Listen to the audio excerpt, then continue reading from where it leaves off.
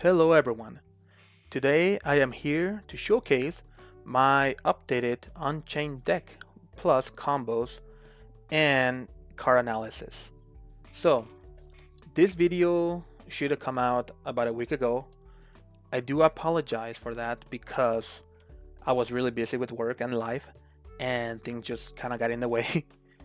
And the other part about this is that I was trying for I want to say a couple days straight trying to come out with combos that would be good to showcase, right? Would be something new for the audience here to see. But the problem is that the new cards that we just got revealed, the two new cards were Reincarnation of the Unchained and Unchained Malevolent Magistrate Kamura.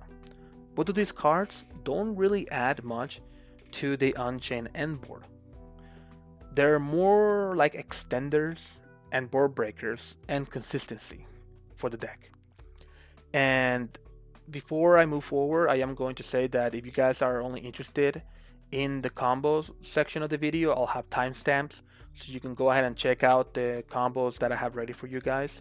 But this first part of the video, I kind of wanted to be more of an analysis to the new cards and kind of like what they do for the deck, right? Like more like theory crafting here. So if you're not interested in me talking about theorycraft, then go ahead and move forward with the combos. I'm hoping I'm able to show you guys something new that you haven't seen before, because the goal of a lot of those combos that I'm going to show you is to kind of be able to successfully have Kamura in your hand alongside Ogre, Shara, so you could have a Dark Hole effect during your opponent's turn on top of your normal combo, your normal 5 to 7 interruptions you may have. And first of all, let's go ahead and talk about these two cards in particular. So when I was looking at these two new cards, my first reactions were that they were okay. They were pretty decent. They were okay, right? Like nothing great, nothing bad. But the more I sat down and thought about it, the more I realized that I feel like Konami purposely made both of these cards weaker than they should have been. So let me explain. Let's start with Kamura here, the level 8. So Kamura reads really strong, right? You can summon him by destroying up to 3 cards on the field, and you get an effect based on the cards you destroy, right? Like for monsters, you draw a card. For spell, you change the battle position of a monster, and for a trap, you can destroy another card on the field. And if this card gets destroyed, you get to destroy all monsters on the field, giving you a Dark Hole effect, which is really powerful, by the way. I'm letting you know that is a very, very good ability. But all of these cards this card reads really good, let's put it that way. But the main issue that I have is that this card is not an Unchained Soul card. And that's a big deal, because as I was playtesting and figure out new combos, I came to realize if this card was an Unchained Soul, you could very consistently end on your 5 to 7 interruption board with this card Kamura and Shara in your hand by the end of the turn, which means you not only have whatever destructions you have on the board, but then in case your opponent was able to break your entire board, whether that's through an evening match or even like a Dark Ruler no more, you can just make a Dark Hole effect go off anyways. And that to me was something that I was seeking to do for a lot of my combos, for my new combos.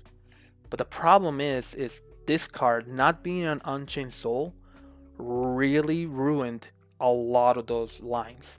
It made it so I had to either lose 2 hand traps or end on a weaker board and still have the Dark Hole effect in my hand. And I was trying to do both, right? Because that's the goal, right? Trying to make the deck be as powerful as it could be by showcasing these combos. But the problem that I ran time and time again is that this card was not an Unchained Soul card. And I believe Konami did that on purpose. I do believe this card originally had the tag Soul on it, because if you look at the rest of the cards in here, right, like you could understand the level 3s and the level 4s, they all share, twins for the level 3s and Ogre for the level 4s. But then you have your level 6s that share the Unchained Soul tag alongside the level 8s and the links 2 to 3. Like all of these have the Unchained Soul attached to them. The only ones that do not are the link 4s, the Unchained Emma Loriyama and Unchained Abomination. They don't have the soul tag attached to them, which, I think is perfectly fine to have the link for, not have the soul, because you're not going to link with them anymore. They're like your prime end board. You don't need to use them for material anymore. But for a card like Kamura to not have the tag Unchained Soul feels really odd, because again, the blue dog is Unchained Soul and the Abominable is an Unchained Soul as well. Like, why couldn't this guy be an Unchained Soul? And back to what I was saying, yes, I do believe Konami initially had this card as an Unchained Soul. They went through the combos, they realized how powerful it was, so they had to change it. So you wouldn't be able to create the combo board that I'm kind of going to be showing you guys in the replays, because I did made it work. But the problem is it doesn't work all the time, which is the big issue with it. And because it's not an Unchained Soul, it makes it really hard to play around hand traps. It really does. Like, it was really difficult.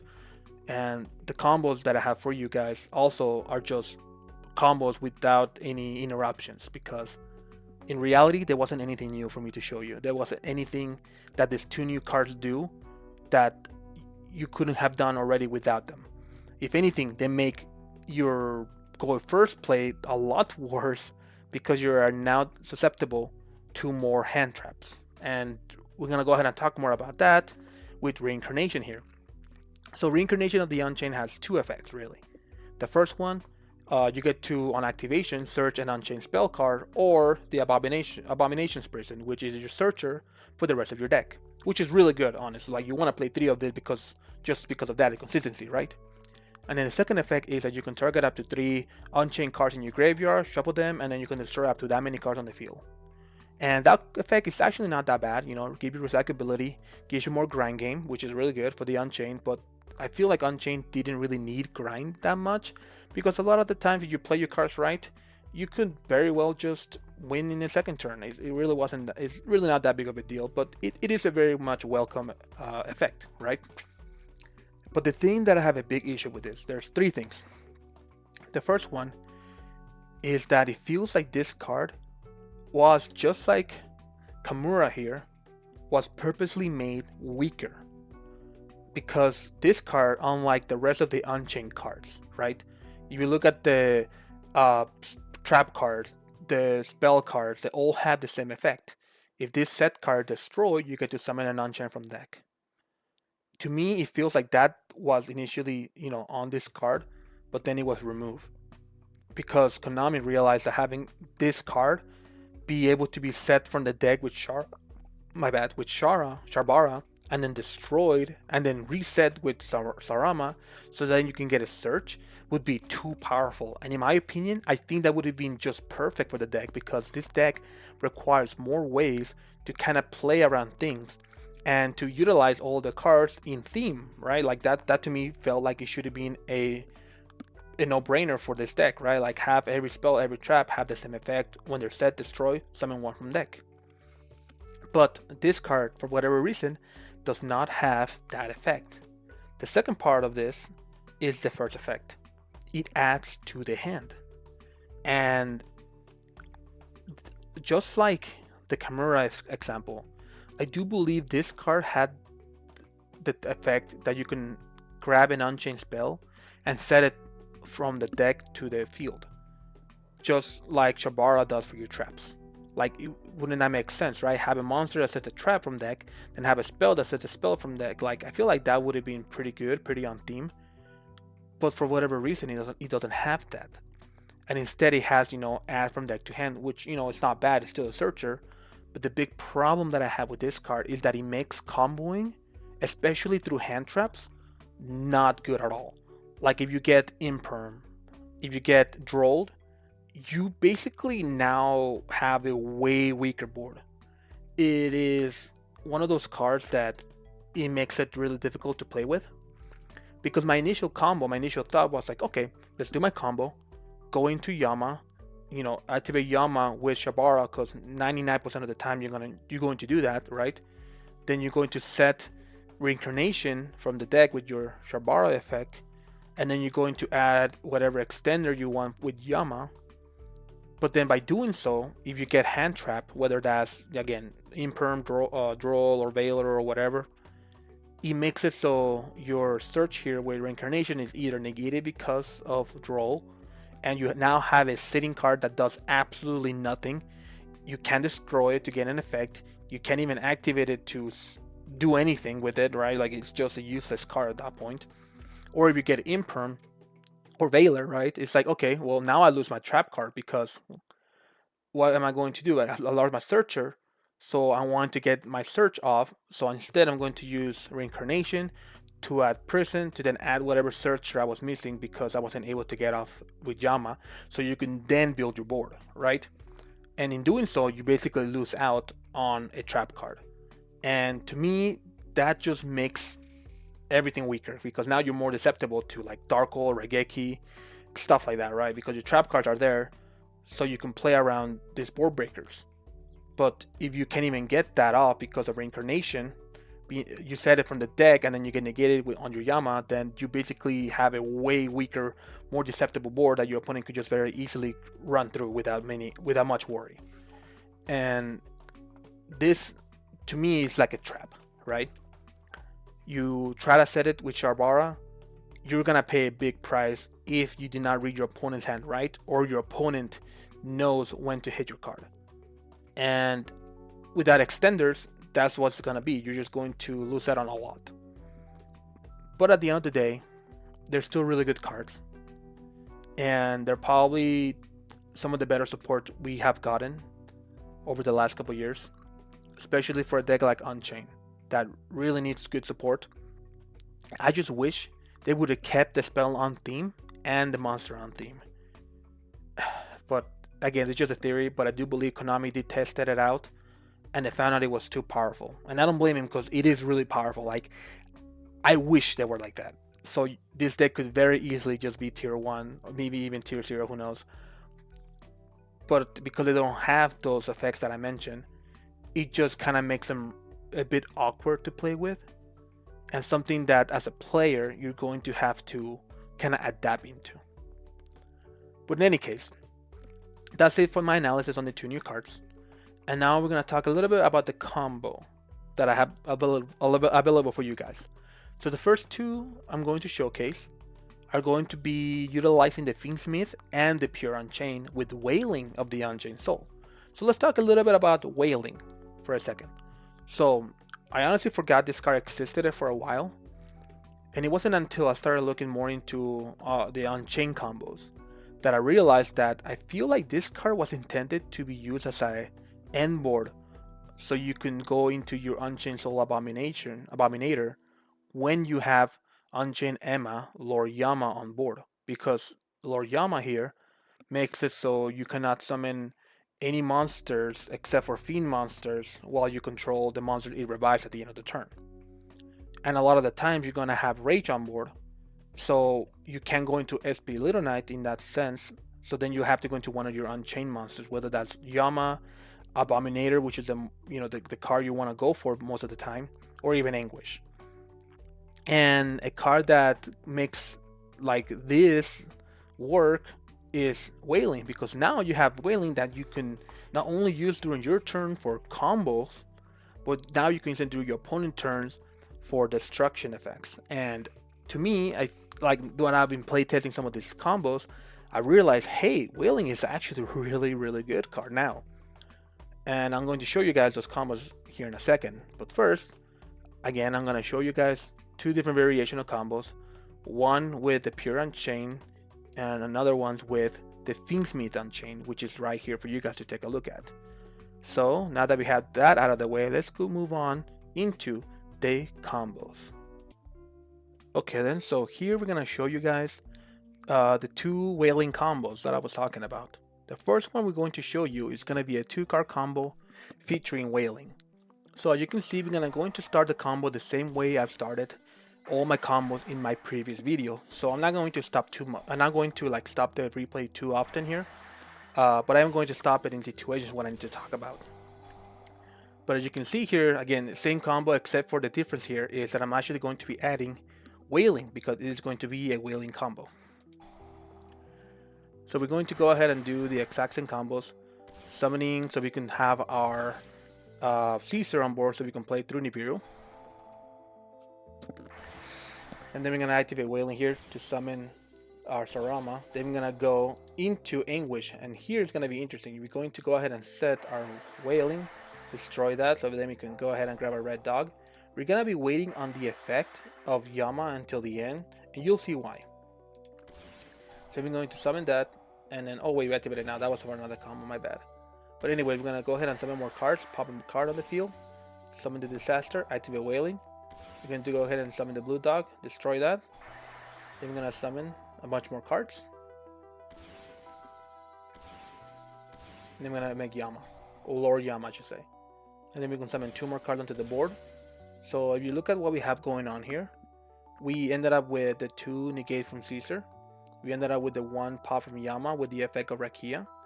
Then we ended up with the Solo Rage effect to link summon during your opponent's turn. That's going to be 14 interruptions so far. Then because we link summon Unchained Soul is going to trigger start 5 interruptions. And the monster we're going to go ahead and summon with Rage is going to be Abominator. And Abominator is going to have an additional effect when your opponent summons a monster and activate the effects. And as well as one in the graveyard if it gets sent there by destroying itself, so you get an additional 2 interruptions off of that card. So at the end, you're going to be getting 7 interruptions with this combo line. And you can see you ended up with a lot of really good stuff in here.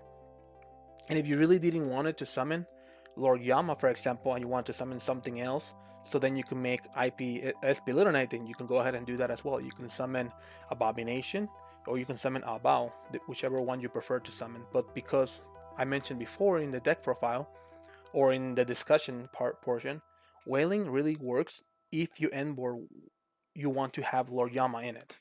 If you don't want Lord Yama to be a part of your end board, you shouldn't be playing Wailing at all, honestly. And maybe you don't even want to play Wailing to begin with, because it is a bit of a weaker card, but it does work really well when you have a board like this. Anyways, so that's it for the pure Unchained version of the deck. So now we're going to showcase you guys a 1-card version of that same combo, but with the Fiendsmith engine. Because the thing about the Fiendsmith, like we talked about in my last video, it does makes your deck power like a lot higher. You have a lot more monsters to play with on the board. The problem is you know, it adds more inconsistency into your deck. It's not as consistent anymore, and your extra deck is really tight. You know, you cannot change the numbers too often. And in formats that your extra deck is banished, then a deck like the Fiendsmith is just not gonna be worth playing through. But anyways, as you can see here, we're just kind of just playing through with the 1 card, trying to get our cards on board. So we just made Lord Yama, and with the Wailing effect, because you get a free destruction effect without needing to activate anything else, you can use it as a combo extender. But here, we're gonna go ahead and summon our Shma, so we can make our Exile Knight into a Requiem, and now we do Fiendsmith combos. So yeah, you can really utilize Wailing in a lot of different ways, and I was really excited to kind of showcase more combos with it. The big problem is that while you could do that, and I'm going to show you more, obviously, it's still not the best card to play in your main deck. So again, it's just one of those things that if you want to end on Lord Yama, then you better be playing this card. But looking at this board, same board essentially, right? We ended up with our 3 cards, our 7 interruptions with our Wailing, but we only utilize 1 card, because that's what the Fiendsmith does. It gets you more monsters on board for the hit of having a more inconsistent deck, as well as a tighter extra deck. So it's, you know, one of those give and take, depending on how you feel like playing your version of the deck. That's what I will do. But in any case, that's it for those. So now we're gonna move on to combos utilizing the new cards, right? So from here, I'm going to show you first of all what you can do in a pure Unchained deck with Kamura plus a Speller Trap. So here we're going to set our card, and then we're going to summon our Kamura. Kamura is going to summon our red dog, because you know we have to summon a red dog, so we can get our effects off. Unlike my previous combos, this one here plays really bad into, you know, draw and stuff like that, but that's just what these new cards do. They're just really bad into draw, and I really would not want to do it like this, but sadly that's kind of like what I know a lot of people are going to try to do, and it's not like you shouldn't do it, you just need to know the risks of it. So if you have the extenders in your hand, go ahead and do it. If you don't, you might want to play differently, so you can play through Nibiru, Droll, Veiler, all of the above. But in any case, you can see here we ended up with a full board. Then we ended up with that. And then we're going to end up to shuffle some cards. Destroy our 2 cards. And check this out. There it is.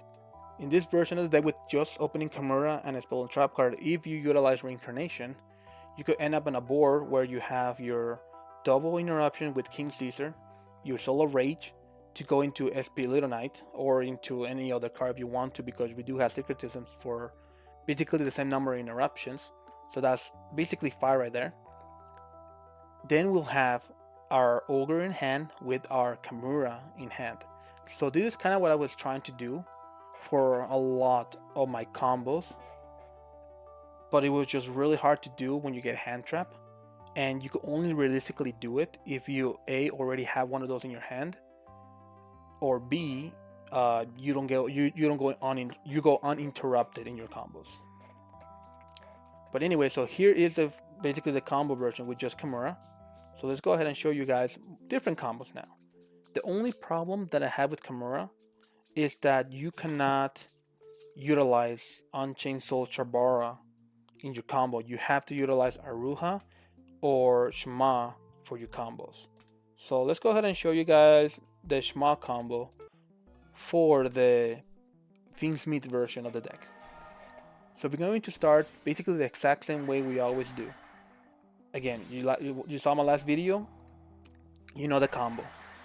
So here we're going to go ahead and summon our Shabara, make our Yama, and then we're going to go ahead and set our new card, and we're gonna go ahead and search Kamura, right? Then we're gonna go ahead and activate our prison so we can search our Secretism so we can set. Now we're going to activate Kamura so we can pop both of them, draw a card, and then summon Sarama and summon our Aruha. Then we're gonna summon Anguish so we can set our card, and then destroy Anguish itself so we can add Rage back into our hand and resummon Anguish onto the board. Next we're gonna summon Disaster by popping up the Aruha. Then we're gonna summon our Shara from our deck. We're gonna go ahead and pop our Soul of Disaster so we can revive our Shma, making our Excited Knight into Requiem. So something you have noticed here is that this combo does go through a lot of it, but again, it doesn't play well through Nibiru, it doesn't play well through Imperm, it doesn't play well through Droll. It's a very high rolly, non-interrupted version of the deck, which you gotta be careful about when you are talking about combos. So here we're gonna go ahead and set some cards, destroy Rage, so we can go ahead and add our Kamura, and by the effect of our Shara, gets added to our hand because something got destroyed. And then during the end phase here, we're going to go ahead and summon our Rage and our Rakia in this end board. So, looking at this end board, not only did we draw a card, we ended up with our Caesar with 2 interruptions, our Yama with an interruption through Rakia. We ended up with Rage with another interruption, making it 4, being able to summon our Abominator here for another interruption, and then you can destroy itself for a 6th interruption in the graveyard. And then you could even use Circuitism to, or you can do that before actually you destroy the card itself, and you can destroy Rakia instead, and then have an additional interruption. So that's 7 interruptions here total. But then you also have Ogre Shara in your hand and Kamura in case your opponent evenly matches you, in case your opponent Dark Holes you, or not Dark Holes you, like, well, even Dark Hole actually kind of killed this board. Like if they like do something to your board, right? You have a Dark Hole ready for them, plus whatever cards you have in your hand. So in any case, so that's going to be the Fiendsmith version of that, right? Now let's go ahead and check out the pure version of the deck using Shma again. So here we're gonna start off very similar to the ones to the videos we showcased from our last time, our combo. Going to our blue dog here into our Shabara, then making Lord Yama. Then we're gonna go ahead and set Wailing on this combo, right? We're gonna showcase you a much more consistent combo, because in this scenario here we are going to be making our Caesar before, so we can play through the Nibirus.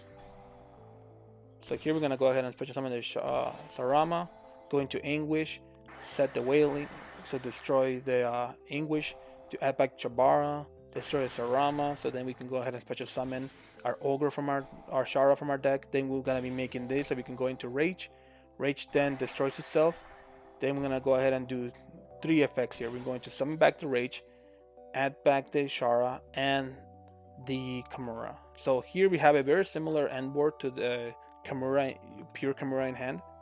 We ended up with our Caesar with our 2 interruptions, Rage with our 3 interruptions with SP Little Knight, or you could even use Wailing for a different card if you don't want to go into SP Little Knight.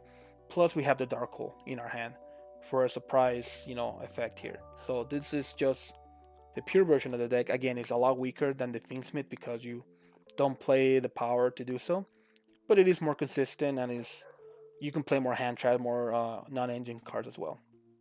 So now let's go ahead and show you guys the Fiendsmith version of the deck with Aruha. Again, you cannot do this combo with Charbara just because Charbara is an Unchained Soul that you already activate the effect at the beginning of the duel. And that's kind of why I said that I wish Kamura was an Unchained Soul, so you can do this combo with Charbara as well. But because it is not an Unchained Soul, you cannot do the combo because you need that card to be an Unchained Soul when you summon it. In any case, here we're gonna play through the Nibiru by summoning Caesar. Then we're gonna go ahead and do our combo here to Sarama, set our card, destroy our Shma to summon our Kamura. Then we activate Wailing, Wailings to pop Rage. Then we're gonna go ahead and add our Kamura back to our hand while summoning a bunch of more monsters. Then we summon our Shara and some exciting nights so we could go into our Fiendsmith combo. So here we're gonna go ahead and do Fiendsmith combos.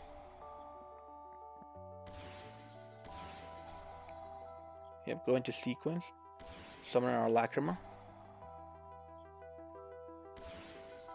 Now I'm gonna go into the blue dock here.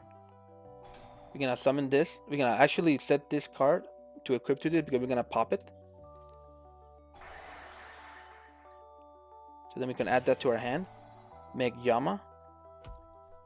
And then here at the end turn, because we pop our Rage and our Rakia, we're able to have our 7 interruptions plus our Dark Hole in our hand.